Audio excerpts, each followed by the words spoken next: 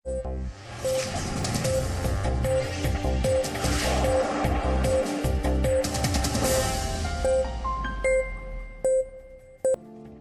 Media के सुधीर चौधरी सिर्फ मुसलमानों के खिलाफ लगाएंगे, देश टूटेगा।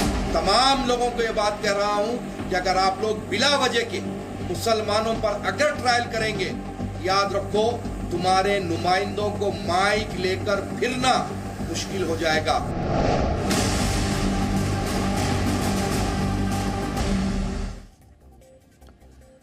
नफरत और जहर फैलाने वालों ने पूरी दुनिया में कोरोना वायरस के मामले में भारत का ट्रैक रिकॉर्ड खराब करके रख दिया है। तबलीगी जमात की वजह से भारत में कोरोना वायरस के मामले अब बहुत तेजी से बढ़ रहे हैं और ताज़ा अपडेट आपके लिए यह है कि भारत में कोरोना वायरस से संक्रमित लोगों की संख्या अब बढ़कर 4,544 हो गई है, 4,500 से ज्यादा। भारत में इस वायरस से मौत का आंकड़ा अब 100 के पार हो गया है। भारत में कोरोना वायरस से मरने वालों की कुल संख्या अब 129 है, जबकि 324 लोग अब तक ठीक भी हो चुके हैं। संक्रमण के मामले में महाराष्ट्र सबसे आगे है, जहां कुल मिलाकर 868 लोग संक्रमित हैं। यहां हम आपको यह भी बता दें कि ये आंकड़े देश के अलग अलग राज्यों में मौजूद जी न्यूज के रिपोर्टर्स द्वारा दिए गए हैं, जबकि स्वास्थ्य मंत्रालय के जो आधिकारिक आंकड़े हैं वो इस आंकड़े से थोड़े अलग हैं। भारत सरकार के आंकड़े भी हम आपको बताना चाहते हैं। स्वास्थ्य मंत्रालय के मुताबिक भारत में संक्रमित लोगों की संख्या फिलहाल 4,281 है और 111 लोगों की मौत हो चुकी है। आंकड़ों में ये जो अंतर आपको दिखाई दे रहा है वो इसलिए है क्योंकि कई बार राज्य सरकारों से आंकड़े केंद्र तक पहुंचने में कुछ समय लग जाता है और ये एक ऐसी महामारी है जिसके आंकड़े लगातार हर मिनट हर सेकंड बदल रहे हैं। स्वास्थ्य मंत्रालय के आंकड़ों के मुताबिक भारत में पिछले 24 घंटों में संक्रमण के मामलों में सबसे बड़ा जंप आया है और ये एक बुरी खबर है आप सबके लिए। 24 घंटों में इस वायरस के 704 नए मामले आए हैं। भारत में इस वायरस से पिछले 24 घंटों में 28 लोगों की मौत हुई है, यह भी एक बुरी खबर है। और रविवार को 32 लोगों की मौत हुई थी। यानी एक खास विचारधारा के लोगों की गलती अब पूरा देश भुगत रहा है और सैकड़ों लोग अपनी जान गंवा रहे हैं। आप जैसे करोड़ों लोग इस वक्त अपने सब काम छोड़कर अपने अपने घरों में बंद हैं। ये भी आपकी तरफ से एक कुर्बानी है। ये सब आप अपने देश के लिए कर रहे हैं, अपने समाज के लिए कर रहे हैं और अपने परिवार के लिए भी कर रहे हैं। लेकिन कुछ लोग ऐसे हैं जो आपकी इन सारी कोशिशों पर पानी फेरना चाहते हैं, जो चाहते हैं कि ये देश कोरोना वायरस के साथ इस युद्ध में हार जाए। कुछ लोग ऐसे हैं जो मन ही मन नहीं चाहते कि यह देश कभी ठीक हो, जो मन ही मन ये कामना करते हैं कि इस देश में कोरोना वायरस कोने कोने तक फैल जाए। ये लोग हो सकता है जब आपसे बात करते हों या जब टीवी पर आकर बात करते हों तो शायद खुलकर अपने मन की बात ना बता रहे हों, लेकिन इनके मन में यही है। इनके मन में न जाने किस बात की नाराजगी है। पूरी दुनिया में यह वायरस अब तक 12,89,000 से ज्यादा लोगों को संक्रमित कर चुका है और 70,500 से ज्यादा लोग मर चुके हैं। 2 अप्रैल को इस महामारी से संक्रमित लोगों का आंकड़ा 10 लाख के पार पहुंच गया था और पिछले 4 दिनों में ही लगभग 3 लाख नए लोग कोरोना वायरस के शिकार हुए हैं। 3 लाख। हालांकि अच्छी बात यह है कि पूरी दुनिया में अब तक 2,70,000 लोग ठीक भी हो चुके हैं। लेकिन अब जो खास बात है वो ये है कि कोरोना वायरस अब तेजी से फैल रहा है और भारत भी तेजी से उस स्टेज की तरफ जा रहा है जहां ये वायरस अब आग की तरह फैलेगा। और अगर ऐसा हुआ तो फिर हम सब लोग मुश्किल में पड़ जाएंगे। उसके बाद ये लॉकडाउन काफी नहीं रहेगा। अमेरिका में, जिसे आप दुनिया की सबसे बड़ी महाशक्ति मानते हैं, जहां हर भारतीय जाकर बसने के बारे में सोचता है, जहां का वीजा लेने के लिए हमारे यहां लंबी लंबी लाइनें लगती हैं, हर व्यक्ति सोचता है कि अमेरिका में ही उसके सपने पूरे होंगे क्योंकि वो महाशक्ति है। उसी देश के बारे में पहले सुन लीजिए। अमेरिका में सबसे ज्यादा करीब 3,38,000 लोग कोरोना वायरस से पीड़ित हैं। मौतों के मामले में अमेरिका हर रोज नया रिकॉर्ड बना रहा है। अमेरिका में अब तक 9,500 से ज्यादा लोगों की जान जा चुकी है। अमेरिका में पिछले 3 दिनों से लगातार हर रोज 1,000 से ज्यादा लोग मर रहे हैं। शनिवार को यह आंकड़ा 1497 तक पहुंच गया और एक दिन में इससे ज्यादा मौतें दुनिया में अब तक कहीं नहीं हुई हैं। इसलिए अमेरिका इस समय सबसे ज्यादा परेशान है।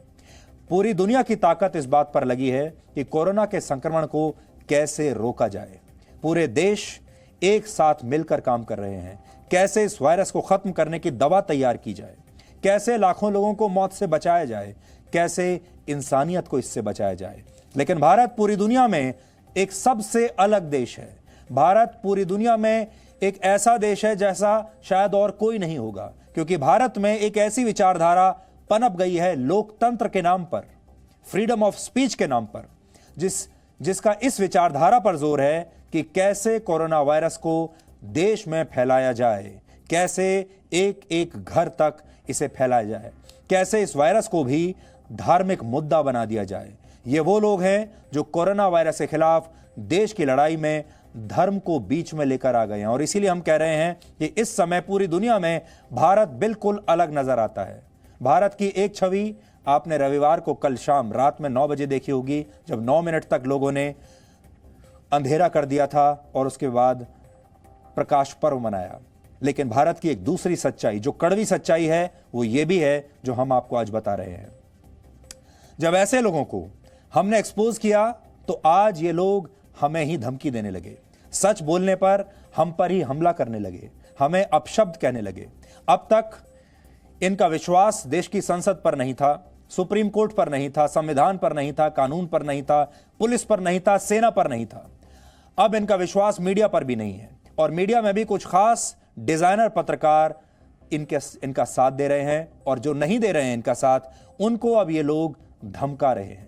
कोरोना वायरस से भी जहरीली सोच वाले ऐसे लोग किस तरह की जहरीली बातें कर रहे हैं, उसका एक उदाहरण पहले हम आपको दिखाना चाहते हैं। ये मीडिया के सुधीर चौधरी जैसे, तो अब सुप्रीम कोर्ट से उम्मीद थी ये पे और इनके आखा जो बीजेपी बैठे हुए उन पे पाबंदी लगाएंगे। सुप्रीम कोर्ट पाबंदी नहीं लगा रहा, पुलिस एफआईआर नहीं कर रही, देश के हालात बद से बदतर हो जा रही। आश्रम के अंदर फॉरेन टूरिस्ट आए हुए हैं बाहर से, कई जने उसमें पॉजिटिव है कोरोना वायरस, इसकी तहकीकात नहीं हो रही। दिल्ली में फॉरेन टूरिस्ट फिर रहे, इसकी तहकीकात नहीं हो रही।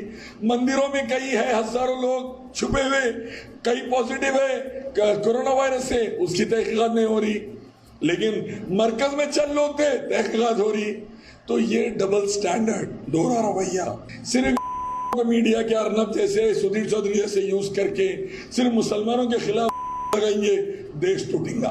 तो बीजेपी में और मीडिया में जो के दोनों के लिए मैं समझा रहा हूं, अब बंद करिए, इस्लाम लाइए, देश देशवासियों को बताइए।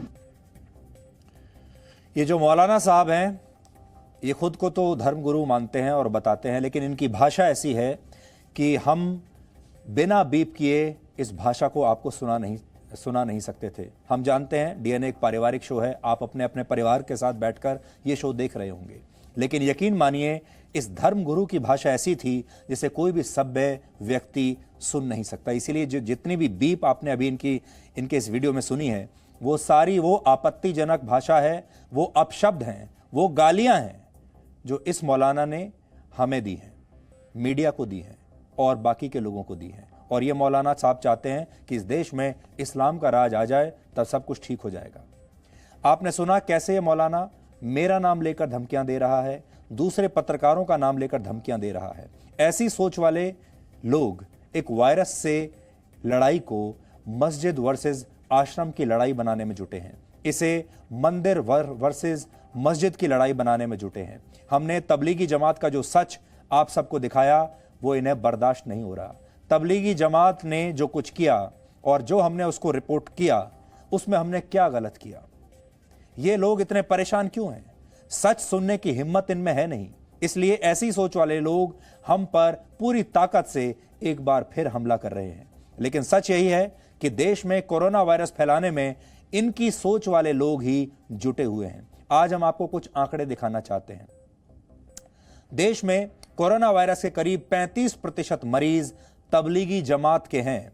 देश भर में 4067 मरीजों में 1445 मरीजों का तबलीगी जमात से कनेक्शन है। दिल्ली में कोरोना वायरस के करीब 63% मरीज तबलीगी जमात के ही हैं। उत्तर प्रदेश में कोरोना वायरस के करीब 52% मरीज तबलीगी जमात के हैं।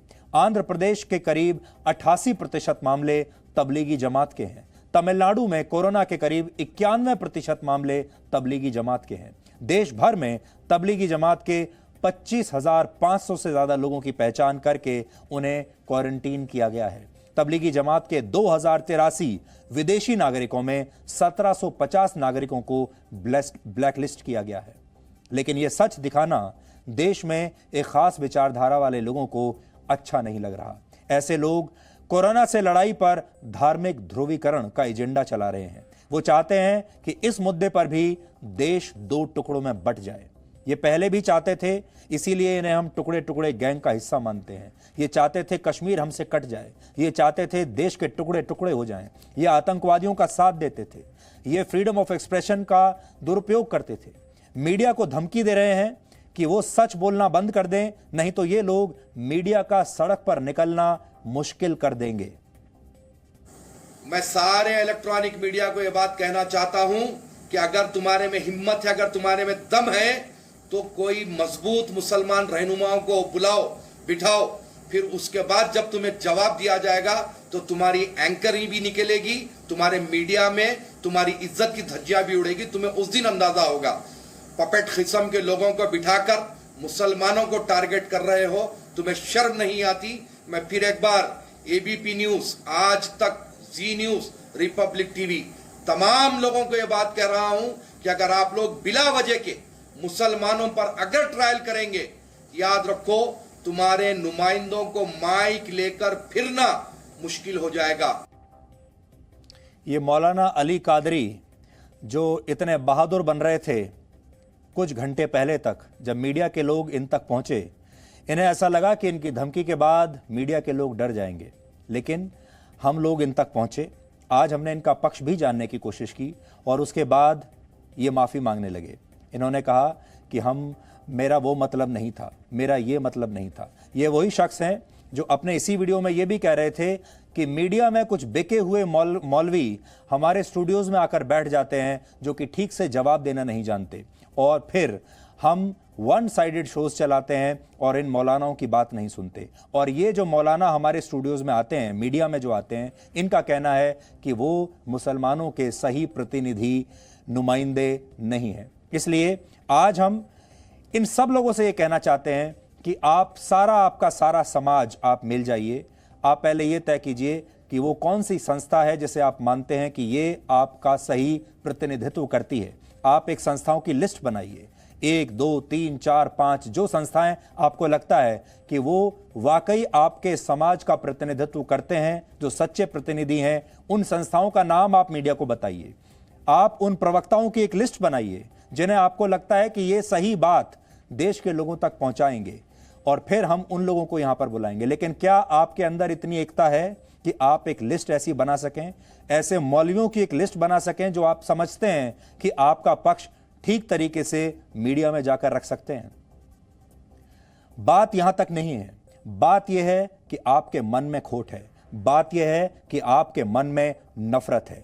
बात असली यह है कि आप अभिव्यक्ति की आजादी अपने लिए तो चाहते हैं, लेकिन दूसरों के लिए नहीं चाहते, मीडिया के लिए नहीं चाहते। असली बात यह है कि आपको इस देश के संविधान पर, संसद पर, सुप्रीम कोर्ट पर, किसी पर यकीन नहीं। ये सब आपको तब अच्छे लगते हैं जब ये आपके पक्ष में फैसला सुनाएं, जब ये आपके तारीफ में कसीदे कसे पढ़ें, ये तब आपको अच्छे लगते हैं। आपको वो पत्रकार अच्छे लगते हैं जो आपकी तारीफ करें, आपको वो चैनल अच्छे लगते हैं, वो अखबार अच्छे लगते हैं जो आपके मनगढ़ंत बातों को छापें और जो आपके देश को टुकड़े टुकड़े करने की जो मंशा है उसका साथ दें।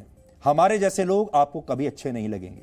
ये सारे लोग वो हैं जो देश में असहनशीलता की बात करते हैं, धर्मनिरपेक्ष होने की बात करते हैं, सांप्रदायिकता की बात करते हैं और हमेशा अल्पसंख्यक कार्ड खेलते हैं। ये देश में 70 साल हो गए इन लोगों को तुष्टीकरण की आदत पड़ चुकी है, इन्हें स्पेशल स्टेटस की आदत पड़ चुकी है। ऐसे लोग देश पर आए सबसे बड़े संकट के बीच भी हर बार धर्म का नाम लेकर ही जहर फैलाते हैं। ये वो लोग हैं जिन्हें संसद पर विश्वास नहीं, सुप्रीम कोर्ट पर भरोसा नहीं और मीडिया पर भी विश्वास नहीं। सिर्फ कुछ बचे खुचे डिजाइनर पत्रकार इनके पास हैं अब, जो इनके मन की बात कहते हैं। ये सिर्फ मीडिया के उस हिस्से पर विश्वास करते हैं जिस हिस्से में ये ही डिजाइनर पत्रकार हैं, टुकड़े टुकड़े गैंग के सदस्य हैं और ऐसे लोग हैं जो देश को तोड़ने, देश को हराने की बात करते हैं। मीडिया का जो हिस्सा देश की बात करता है, देश में समान अधिकारों की बात करता है, जो ऐसे लोगों को एक्सपोज करता है, वो इन्हें बर्दाश्त नहीं। ऐसा इसलिए क्योंकि इन्हें तुष्टीकरण की आदत है। इन्हें हर बार हर मुद्दे पर विशेष अधिकार चाहिए। इन्हें कोरोना वायरस के खिलाफ इस संकट की घड़ी में भी विशेष अधिकार चाहिए। पूरा देश बंद रहेगा, मंदिर बंद रहेंगे, गुरुद्वारे बंद रहेंगे, चर्च बंद रहेंगे, लेकिन ये नहीं मानेंगे। इनको ये विशेष अधिकार चाहिए। पूरा देश अपने अपने घरों में लॉकडाउन है, लेकिन ये सड़कों पर घूमेंगे। पूरा देश ये कोशिश कर रहा है कि कोरोना वायरस के खिलाफ हम ये युद्ध जीतें, लेकिन ये हमें जीतने नहीं देंगे। इनके लिए देश के कानून से बड़ा इनका फतवा है। ये तभी मानेंगे जब फतवा आएगा। कानून से इनको कोई मतलब नहीं, ये फतवे से चलते हैं, देश के कानून से नहीं। ऐसे लोग ही देश में खास वर्ग के अंदर नफरत की वो सोच भरते हैं जिस सोच की वजह से इंदौर जैसी घटनाएं होती हैं। आपको इंदौर की घटना तो याद होगी, जहां एक खास इलाके में कोरोना संक्रमण की जांच के लिए गई स्वास्थ्य विभाग की टीम पर पत्थरों से हमला किया गया। महिला डॉक्टर किसी तरह से वहां अपनी जान बचाकर भागी थी और देश के और भी कई हिस्सों से ऐसी ही खबरें आई। ये वो लोग हैं जिन्हें आतंकवादी अफजल गुरु पसंद है, आतंकवादी याकूब मेमन पसंद है। ये लोग आतंकवादियों को फांसी से बचाने के लिए आधी रात को सुप्रीम कोर्ट खुलवा लेते हैं। जब अफजल गुरु और याकूब मेमन को फांसी दी गई तब भी इन्होंने यही कहा था कि इन आतंकवादियों को उनके धर्म की वजह से यह सजा दी गई है। ये लोग धारा 370 कश्मीर से हटाने के भी विरोधी हैं, क्योंकि ये लोग चाहते हैं कश्मीर भारत से कट जाए। भारत के टुकड़े टुकड़े करने का सपना देखने वाले इन लोगों को अब कोरोना वायरस में एक बहुत शानदार सुनहरा मौका दिखाई दे रहा है। आपने देखा होगा हर कदम पर इनकी हार हुई, हर कदम पर देश एक रहा, टुकड़े टुकड़े नहीं हुए। कश्मीर में भी यही हुआ और धीरे धीरे इन लोगों की उम्मीद टूटने लगी थी। अब कोरोना वायरस में ये लोग एक नई उम्मीद देख रहे हैं। अब ये लोग उसमें एक सुनहरा अवसर ढूंढ रहे हैं और एक बार फिर भारत के प्रति इनकी नफरत सबके सामने आ रही है, इनके जुबान पर आ रही है। आज ऐसे लोगों से हम कहना चाहते हैं कि कोरोना वायरस देश के इतिहास का एक बहुत बड़ा टर्निंग पॉइंट साबित होगा, जब देश की राजनीति में, देश के पूरे सिस्टम में जो स्पेशल स्टेटस कुछ लोगों को मिला हुआ था, वो तुष्टीकरण की राजनीति अब हमेशा के लिए समाप्त हो जाएगी, क्योंकि ऐसे लोग अब देश के सामने पूरी तरह से एक्सपोज हो चुके हैं। वोट बैंक और तुष्टीकरण की राजनीति अब हमेशा के लिए खत्म हो जाएगी, क्योंकि इनको बचाने वाले डिजाइनर पत्रकार भी अब इन्हें बचा नहीं पाएंगे, क्योंकि जो कुछ इन्होंने इस बार किया कोरोना वायरस के समय में, देश के लोगों ने देख लिया कि देश के अंदर ही कुछ लोग ऐसे हैं जो चाहते हैं कि कोरोना वायरस इस देश में फैल जाए। ऐसे लोग आज भी अंदर ही अंदर आप सबको हारते हुए देखना चाहते हैं। ये वो लोग हैं जो चाहते हैं कि कोरोना वायरस से इस युद्ध में देश हारे। यही देशद्रोह है। जैसे कोरोना वायरस नए जमाने का दुश्मन है, ये वो दुश्मन है जो दिखाई नहीं देता, उसी तरह से ये भी एक देशद्रोह है, ये भी एक गद्दारी है। सबसे बड़ा विरोधाभास यह है कि इन्हीं लोगों को देशद्रोह और देशद्रोही जैसे शब्दों से बड़ी नफरत होती है। जब गद्दार कहा जाता है तो बहुत चुभता है, ये शब्द इन्हें बड़ा दर्द होता है, लेकिन ये लोग अब सच्चाई का सामना नहीं कर पा रहे और सच दिखाने पर मीडिया को धमकाने में जुटे हुए हैं। इसलिए हेट स्पीच, अगर आपने सुना होगा कि नफरत भरा भाषण देने पर बहुत सारे लोगों के ऊपर कार्रवाई होती है, आज हम सुप्रीम कोर्ट से, सरकार से ये अपील करना चाहते हैं कि इन लोगों के खिलाफ कार्रवाई होनी चाहिए। ये लोग देश का माहौल खराब कर रहे हैं। देश में तबलीगी जमात के 1445 लोग कोरोना वायरस से संक्रमित हैं, ये सच है। तबलीगी जमात के कारण 1 अप्रैल से 6 अप्रैल के बीच संक्रमण के मामले 200% से ज्यादा बढ़ गए, ये सच है। ये मौलाना इसे झुठला नहीं सकते।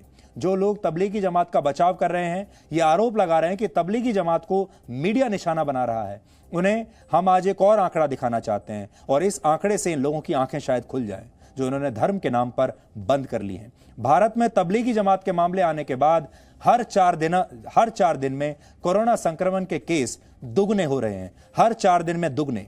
और अगर तबलीगी जमात ने यह संक्रमण ऐसे ना फैलाया होता पूरे देश में तो कोरोना के मामले 4 दिन में नहीं 7 दिनों में दुगने होते।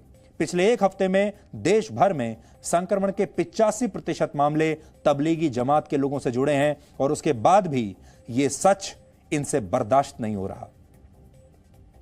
कोरोना वायरस के खिलाफ लड़ाई में मीडिया की भूमिका बहुत अहम है।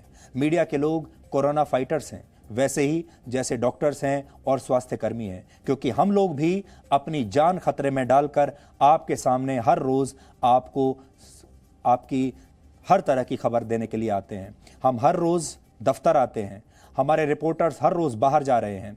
परिवार हमारे भी हैं, हमारे परिवार भी ये चाहते हैं कि हम भी आप सब की तरह अंदर रहें। हमारे परिवार के लोगों को भी ये डर रहता है कि कहीं ये वायरस हमें ना निगल ले, कहीं हमें इन्फेक्शन ना हो जाए। और वो सारे डर जो आपको लगते हैं वो शायद हमें भी लगते होंगे। जो अपने परिवार को लेकर आपके मन में जो बातें आती होंगी वो हमारे मन में भी आती होंगी। लेकिन सोचिए उन हजारों लाखों डॉक्टरों, स्वास्थ्य कर्मियों, पुलिस अधिकारियों, बैंक के अधिकारियों के बारे में, प्रशासनिक अधिकारियों के बारे में और मीडिया के लोगों के बारे में जो ये सारी जान अपनी हथेली पर रखकर लगातार आपके लिए काम कर रहे हैं। आपको कोरोना वायरस पर एक एक पल की हम जानकारी दे रहे हैं। ये जानकारी वायरस के खिलाफ आपकी इम्यूनिटी है। लेकिन एक खास विचारधारा वाले लोग और कट्टरपंथी मौलाना हमें धमकियां दे रहे हैं। इस काम के लिए आज न्यूज ब्रॉडकास्टर्स एसोसिएशन यानी एनबीए, जो कि न्यूज चैनल्स की सबसे बड़ी संस्था है इस देश में, एनबीए ने पत्रकारों को मिल रही धमकियों की निंदा की है और ऐसे तत्वों पर कार्रवाई करने की अपील की है। एनबीए ने आज कहा है कि कुछ धार्मिक प्रचारक टीवी न्यूज एंकर्स के नाम लेकर उन्हें धमकियां दे रहे हैं, उन्हें सोशल मीडिया पर निशाना बना रहे हैं, जबकि इलेक्ट्रॉनिक मीडिया ने कोरोना वायरस महामारी पर बेहतरीन रिपोर्टिंग की है। समाज के सभी वर्गों को टीवी डिबेट में उचित प्रतिनिधित्व दिया जाता है। इस तरह की धमकियां संविधान से मिले मौलिक अधिकार और अभिव्यक्ति की स्वतंत्रता का उल्लंघन है, ये एनबीए ने आज कहा है। और एनबीए, हम आपको बता दें, न्यूज ब्रॉडकास्टर्स एसोसिएशन इस देश में इलेक्ट्रॉनिक मीडिया की सबसे बड़ी संस्था है, जिसने आज ये प्रेस रिलीज जारी की है, ये बयान दिया है। यहां हमारा एक और सवाल है, आखिर कौन सी ऐसी संस्था है जो मुस्लिम समुदाय की सही रहनुमा है? मौलाना आपस में ही एक दूसरे को सर्टिफिकेट बांटते हैं। एक मौलाना दूसरे मौलाना को कहता है कि ये मुसलमानों का सही प्रतिनिधि नहीं है। ये भी सच है, इन मौलानाओं के लिए मुस्लिम वर्ग में ही कहा जाता है कि ऐसे मौलानाओं की कोई बात नहीं मानता। ये आपस में एक दूसरे के लिए कहते हैं कि ये मौलाना बिके हुए हैं। कहा जाता है कि टीवी वाले मौलाना अलग हैं और असली मौलाना अलग हैं। ऐसे में सवाल यही है, मुस्लिम समुदाय में ऐसे कौन से लोग हैं जिनकी बात पूरा समुदाय मानता है? हम आज चाहते हैं कि आप लोग इस पर चर्चा करें और आप लोग तय करें कि कौन सा ऐसा व्यक्ति होना चाहिए जो आपकी बात सही रूप से पूरे देश के सामने रख सकता है।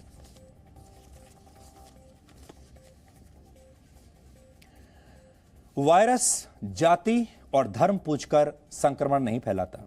ये वायरस ये नहीं देखता कि आप अल्पसंख्यक तो नहीं हैं, आपकी जाति क्या है, आप पैसा कितना कमाते हैं। ये वायरस जो है ये बड़ा धर्मनिरपेक्ष है। कुछ लोगों के लिए धर्म देश से बड़ा हो गया है, लेकिन इन लोगों ने अपनी आंखों पर धर्म की पट्टी बांध ली है।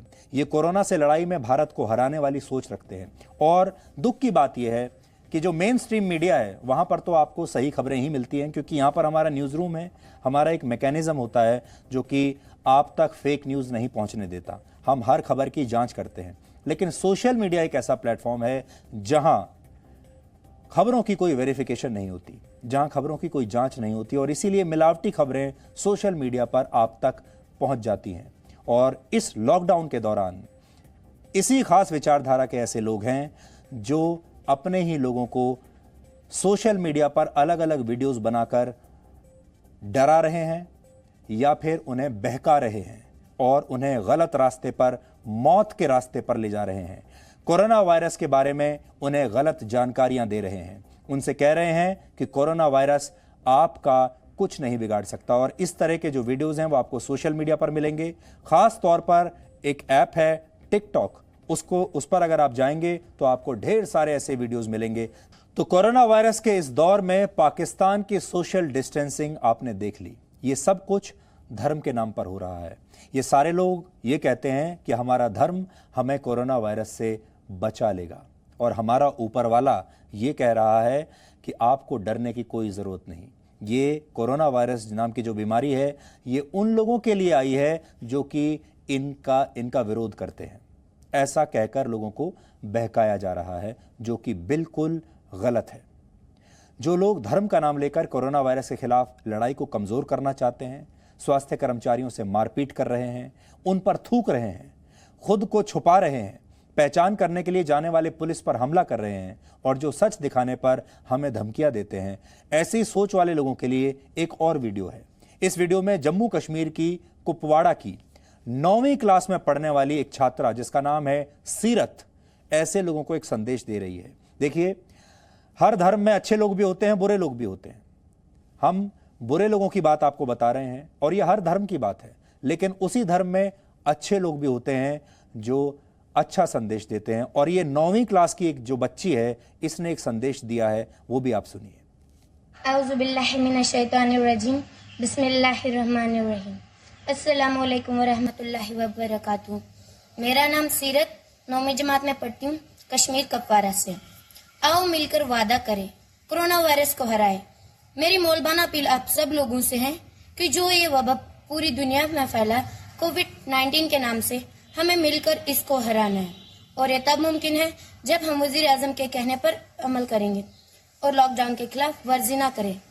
मैं उन लोगों से गुजारिश करती हूँ जो बाहरी रियासतों या मुल्कों से आए हैं, वो अपने घरों में ही बैठे और नजदीकी हेल्थ सेंटर पर जाकर अपनी हिस्ट्री उनको बताएं। इसमें हमारे स्टूडेंट्स, बिजनेसमैन और खासकर तबलीग की जमात वाबस्ता है। मैं उनसे भी गुजारिश करती हूँ कि वो नजदीकी हेल्थ सेंटर पर जाकर अपनी हिस्ट्री उनको बताएं। आज हम सब लोग अपने ही घरों में नमाज पढ़ सकते हैं, इसमें कोई गुनाह नहीं। अपने इर्द गिर्द के माहौल को साफ सुथरा रखना चाहिए। हमें अपने हाथ साबुन से धोने चाहिए, और ये तब मुमकिन है जब एक इंसान के इरादे पुख्ते हो, और तब जाकर हम कोरोना वायरस को हरा सकते हैं। शुक्रिया। अब हो सकता है 9वीं क्लास की इस बच्ची को भी ये कट्टरपंथी मौलाना धमकाने लगे, धमकियां देने लगे।